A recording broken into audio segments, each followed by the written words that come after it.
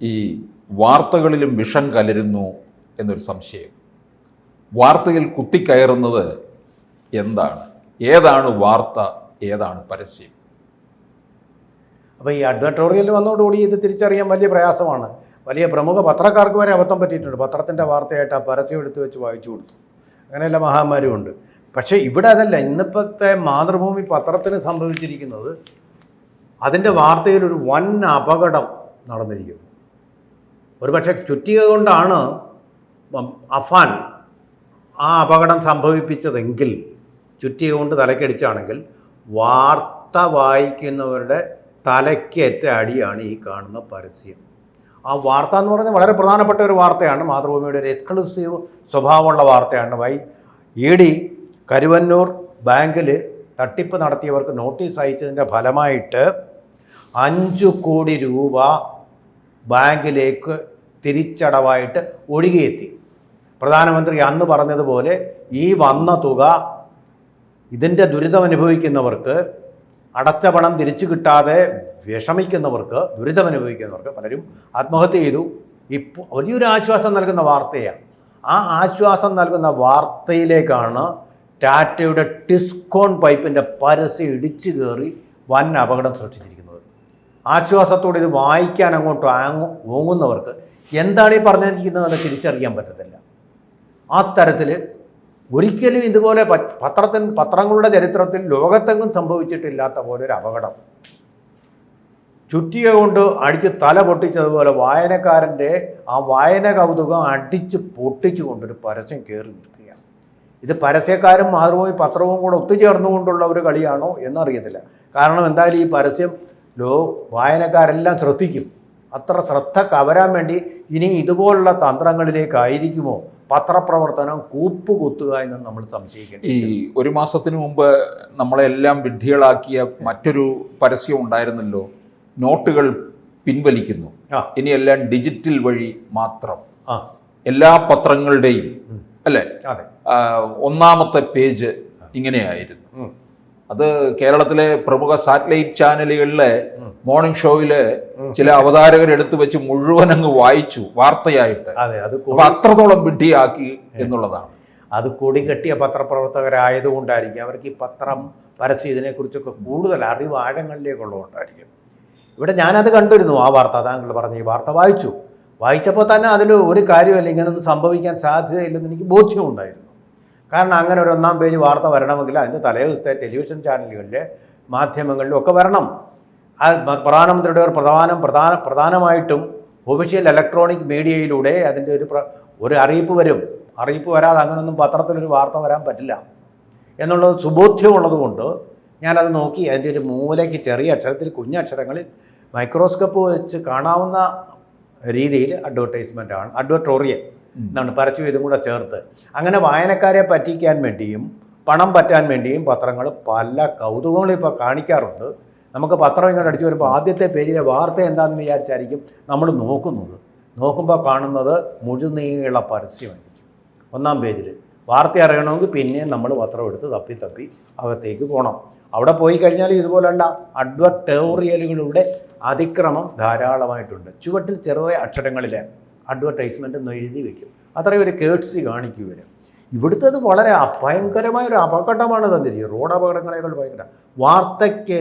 ഇപ്പോൾ റോഡിൽ ആളുകൾ നിരത്തിലൂടെ പോകുന്നതിന് ഫുട്പാത്തുകളുണ്ട്. ആ ഫുട്പാത്തിൽ സഞ്ചരിക്കുന്ന ആൾക്കാർ, അതുപോലെ തന്നെ റോഡിലൂടെ, മെയിൻ റോഡിലൂടെ സഞ്ചരിക്കുന്ന വാഹനങ്ങൾ, ഈ വാഹനങ്ങളിലേക്ക് ഫുട്പാത്തിൽ കൂടി പോകുന്ന ഒരു മനുഷ്യനെ എടുത്തിയാടിയതുപോലെ ആയിരിക്കുന്നത്. ഫുട്പാത്ത് എന്ന് പറയുന്നത് അതിൻ്റെ അരികിൽ പോകേണ്ട ഒരു സംഗതിയാണല്ലോ. അതിൽ നിന്ന് ഒരാൾ വാഹനത്തിലേക്ക് എടുത്തിയാടിയാൽ എങ്ങനെ അപകടം ഉണ്ടാകുന്നതുപോലെയാണ്. ഈ വാർത്തയുടെ പ്രധാനപ്പെട്ട അംശങ്ങളെല്ലാം മറച്ചു കളഞ്ഞിരിക്കുകയാണ്. ഇപ്പോൾ അതിനോടൊപ്പം ചേർത്ത് കൊടുത്തിരിക്കുന്ന വാർത്ത എന്ന് പറയുന്നത് ഒരു പ്രധാനപ്പെട്ടതാണ്. ജനങ്ങൾക്ക് വളരെ താല്പര്യം ഉണ്ടാകുക. ഇപ്പോൾ നോക്കൂ, വായിക്കുമ്പോൾ ED അന്വേഷണം അവസാന ഘട്ടത്തിൻ്റെ ഇല്ലില്ല, 2 കുറ്റ ഉടൻ. എന്താ അർത്ഥം മനസ്സിലാക്കുന്നത്? പൈപ്പ് കയറി അവിടെ മൂടിയിരിക്കുക. വലിയൊരു ട്രെയിൻ ഡിസാസ്റ്റർ, ഒരു ഡിറെയിൽമെൻറ്റ് ഉണ്ടാകുന്നത് പോലെ തന്നെ സംഭവിച്ചിരിക്കുക. 5 കോടി ബാങ്കിൽ തിരിച്ചടവ്. ഇത്രേ ഉള്ളൂ. അപ്പോഴത്തേക്ക് പൈപ്പാ. പിന്നെ ED സമൻറ്റ തുടങ്ങി, പിന്നെ പൈപ്പാ. ഇപ്പം നമ്മൾ കാണുന്നതിനകത്ത് പൈപ്പാണ്. ആശ്വാസത്തോടുകൂടി എത്ര കിട്ടും, എൻ്റെ പണം കിട്ടുമോ എന്നിങ്ങനെ ആശ്വാസത്തോടു കൂടി നോക്കുന്നവർക്ക് കാര്യങ്ങളൊന്നും മനസ്സിലാവാൻ പറ്റില്ല. അത് ഒന്നാം തരം ഒരു വാർത്തയാണ് മാതൃഭൂമിയുടെ. കൊടുക്കേണ്ട സ്ഥലത്ത് തന്നെ അവർ കൊടുത്തുകൊണ്ട് പരസ്യക്കാരൻ്റെ പൈപ്പ് അവിടേക്ക് ഇടിച്ചു കയറി. എനിക്ക് തോന്നുന്ന മാതൃഭൂമിയിലെ വാർത്താ എഡിറ്റോറിയൽ വിഭാഗവും അഡ്വർടൈസ്മെൻറ്റ് സെക്ഷനും തമ്മിലുള്ള പരസ്പര ആക്രമണത്തിൻ്റെ ഫലമാണോ ഇതെന്ന് എനിക്കറിയില്ല. പണ്ടൊരിക്കൽ വിജയനാഥെ മലയാള മനോരമയിലിരുന്നപ്പോൾ പെട്ടെന്ന് രാവിലെ തന്നെ അവിടുത്തെ എഡിറ്റോറിയൽ, ഇപ്പോഴത്തെ പിൻകാലത്തല്ല, അന്ന് ചീഫ് ന്യൂസ് എഡിറ്ററായിട്ടുള്ള തോമസ് ജേക്കബ് വളരെ ക്ഷുഭിതനാകുന്നുണ്ട്. ഒരാളിങ്ങനെ പൂച്ചയെപ്പോലെ എലിയെപ്പോലെ പരിങ്ങി അദ്ദേഹത്തിൻ്റെ നിൽക്കുന്നു, ഇരിക്കുകയല്ല നിൽക്കുക, വിറച്ചു. അഡ്വർടൈസ്മെൻറ്റിൻ്റെ വൈസ് പ്രസിഡൻറ്റോ ഹെഡോ മറ്റോ ആണ്, ഏറ്റവും ഉയർന്ന ഉദ്യോഗസ്ഥൻ മലയാള മനോരമയിൽ. തോമസ് ജേക്കബ് പറയുന്നത് എന്താണെന്നറിയാം, അദ്ദേഹത്തിൻ്റെ മൊഫസിൽ പേജ് എന്ന് പറയുന്ന ലോക്കൽ പേജ്, അദ്ദേഹത്തിന് വാർത്ത കൊടുക്കേണ്ട ഒരു പ്രൊപ്പോർഷനുണ്ട്.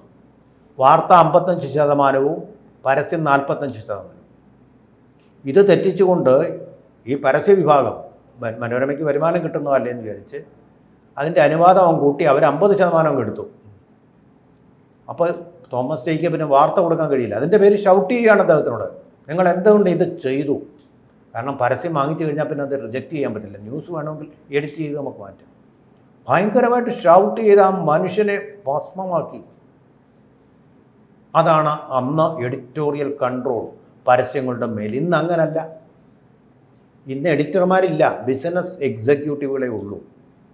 അവരെന്താ സ്വീകരിക്കുന്നത്? മാർക്കറ്റിങ്ങും അഡ്വർടൈസിങ്ങും. അഡ്വർടൈസിങ്ങിൻ്റെ അതിലാണ് ശ്രദ്ധ. കാരണം പത്രം നിലനിൽക്കണമെങ്കിൽ ഈ പരസ്യങ്ങൾ വേണം. ഇതൊരു പരസ്യത്തിലെ ഒരു തന്ത്രമാണ് അല്ലേ, തന്ത്രമാണെന്ന് എനിക്ക് തോന്നുന്നത്. കാരണം ഈ ശ്രദ്ധ എത്രയും ആകർഷിക്കാം. ഇതാരാ കൊടുത്തിരിക്കുന്നത്? ടാറ്റ ടിസ്കോൺ, ടാറ്റയുടെയാണ് പരസ്യം എന്ന് പറഞ്ഞാൽ. ഇതിങ്ങനെ അവർ പറഞ്ഞതുപോലെ കൊടുത്തില്ലെങ്കിൽ ടാറ്റയുടെ പരസ്യം അങ്ങ് നിലച്ചു കഴിഞ്ഞാൽ ഏത് പത്രത്തിൻ്റെ ശ്വാസം മുട്ടും.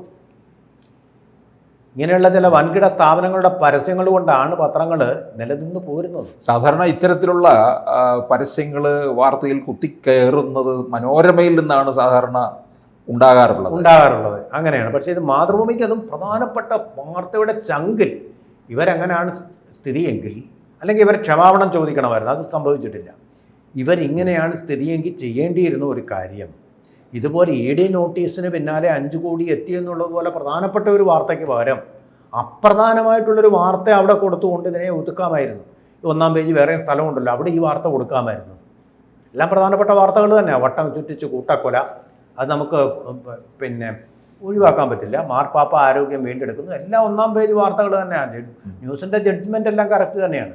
ആശമാർക്ക് അന്ത്യശാസനം, അത് വേണമെങ്കിൽ ഒഴിവാക്കാൻ പറ്റും. ഈ അന്ത്യശാസനമൊന്നും ആരും വകവയ്ക്കുകയൊന്നുമില്ല. അത് വെറും ഒരു ഗവൺമെൻറ് ഒഫീഷ്യൽ നടപടി മാത്രം. അത് വേണമെങ്കിൽ ഒന്ന് മാറ്റിയിട്ട് വേറെ ഇട്ടും ആക്കിയിട്ട് ആ വാർത്തയുടെ ഇവിടെ കൊടുക്കാമായിരുന്നു. ആ വാർത്ത ഇവിടെ എടുത്ത് കൊടുത്തിരുന്നെങ്കിൽ അതിനുണ്ടാകുന്ന ഡാമേജ് വളരെ കുറവ്. ഇതൊരു എക്സ്ക്ലൂസീവ് ന്യൂസാണ്. ഇനി മാതൃഭൂമിക്കകത്ത് മനോരമക്കാർ വല്ലതും കയറി അട്ടിമറി നടത്തിയാണ്. ഇവരെ എക്സ്ക്ലൂസീവ് എന്ന് പറയുമ്പോൾ മാതൃഭൂമിക്ക് ഒരു വലിയ ക്രെഡിറ്റാണ് ഈ വാർത്ത.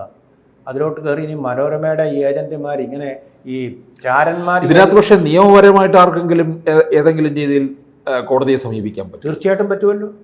ഇറ്റ്സ് എ പ്രോഡക്റ്റ്, കൺസ്യൂമർ പ്രോഡക്റ്റാണ്. നമ്മൾ വിജയനാഥ് ആയാലും ഞാനായാലും സബ്സ്ക്രൈബ് ചെയ്യുന്ന, നമ്മളിതിൻ്റെ വില കൊടുത്തിട്ട്, അല്ല സൗജന്യ സേവനമല്ലല്ലോ, നമ്മളിതിന് വില കൊടുക്കുന്നു. ഇലക്ട്രിസിറ്റി ഉപയോഗിക്കുന്നത് പോലെ നമ്മളിത് സബ്സ്ക്രൈബ് ചെയ്യുന്നു, അതിന് വില കൊടുക്കുന്നു. അപ്പോൾ എനിക്ക് വാർത്ത വായിക്കേണ്ട സ്ഥലത്ത് ഈ പരസ്യമാണ് വന്നതെന്ന് പറഞ്ഞു കൊടുത്താൽ നഷ്ടപരിഹാരം 100% ഉറപ്പാണ് കിട്ടിയിരിക്കും. വാർത്തയെ മൂടി വെച്ചുകൊണ്ടുള്ള പരസ്യം. നമ്മളിത് വാർത്ത വായിക്കാനല്ല, പരസ്യം വായിക്കാനല്ല പത്രം വരുത്തുന്നത് എന്നുള്ളത് കൊണ്ട്, ഇതൊരു കൺസ്യൂമർ പ്രോഡക്റ്റാണ് എന്നുള്ളത് കൊണ്ടും തീർച്ചയായിട്ടും നഷ്ടപരിഹാരം കിട്ടാൻ ഉള്ള സാധ്യതയുണ്ട്. ഉപഭോക്തൃ കോടതിയിൽ പോയാൽ മതി, ഇങ്ങനെ വാർത്ത കിട്ടി. അപ്പോൾ അതിൻ്റെ ക്വാളിറ്റിയെ ബാധിച്ചു. പത്രത്തിൻ്റെ ക്വാളിറ്റിയെ, വാർത്തയുടെ ക്വാളിറ്റിയെ ബാധിക്കുന്ന തരത്തിൽ ഒരു നഷ്ടമാണ് വന്നിരിക്കുന്നത് എന്ന് മാത്രമല്ല, ഇതിൻ്റെ പൂർണ്ണ വിവരം അറിയാൻ ഈ പരസ്യ കമ്പനികളൊക്കെ തന്നെ അവർക്കും ഒരുപാട് തന്ത്രങ്ങൾ ഉണ്ടല്ലോ. അതിൻ്റെ ഭാഗമായിട്ടാണല്ലോ നമുക്ക് നോട്ട് നിരോധനത്തിൻ്റെ ആ ഒരു പരസ്യം വന്നതും അത്തരത്തിലാണ്. അതെ. ഇതുപോലെ ഞാൻ മുമ്പ് കണ്ടിട്ടുള്ളത് ഈ ചില മൊബൈൽ കമ്പനികളുടെ പരസ്യം, രാജേന്ദ്രൻ ഓർക്കുന്നുണ്ടാകും, ഈ ഐഡിയ എന്ന് പറയുന്ന ഫോൺ, അവർ പരസ്യം കൊടുത്തിരുന്നത് തിരിച്ചിട്ടാണ്, അത് ആകർഷിക്കാൻ വേണ്ടി. അത് ശരിക്കും പറഞ്ഞു കഴിഞ്ഞാൽ കുട്ടികളെ അത് തെറ്റിദ്ധരിപ്പിക്കുകയല്ലേ? അതെ. ഐ എന്ന് പറഞ്ഞാൽ ഇങ്ങനെയാണ്, തലതിരിച്ച് ഇടുന്നതാണ് അല്ലേ? അതെ അതെ. അങ്ങനെ ശ്രദ്ധ ആകർഷിക്കാൻ വേണ്ടിയിട്ട് ചെയ്യുന്നതിന് ഗിമ്മിക്കുകളാണത്. അതുപോലെ തന്നെ വാർത്തയുടെ രൂപത്തിൽ കൊണ്ടുപോകും. അപ്പോൾ ന്യൂസ് ചാനലുകളിലും ഉണ്ടത്. ഒരു അവതാരകൻ ഇങ്ങനെ വന്നിരുന്ന് സ്റ്റുഡിയോയിൽ വന്നിരുന്നു, അപ്പോൾ വാർത്തയാണെന്ന് വിചാരിച്ച് നമ്മൾ നോക്കും, പരസ്യമാണ് പറയുന്നത്. ഇങ്ങനെ പല തന്ത്രങ്ങളും MBAക്കാരൊക്കെ അവിടെ ഇരുന്ന പല തന്ത്രങ്ങളും അവർ സ്വീകരിക്കുന്നുണ്ട്.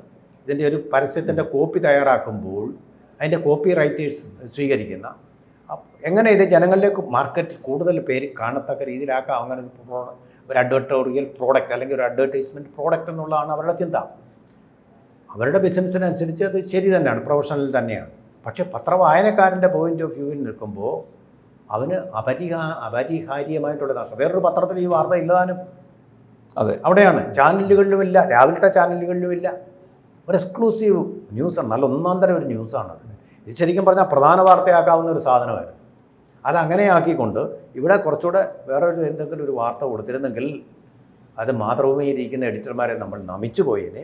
ഇതിപ്പോൾ നമ്മൾ വായനക്കാരോടൊപ്പം നമ്മളും അവരെ ശപിക്കുകയാണ്. അവരതിന് മാപ്പ് പറയേണ്ടതാണ്. കൂടുതൽ വാർത്തകളും വിശേഷങ്ങളും നിങ്ങളിലേക്ക് എത്താൻ ABC മലയാളം സബ്സ്ക്രൈബ് ചെയ്യുക, ബെൽ ബട്ടണും അമർത്തുക.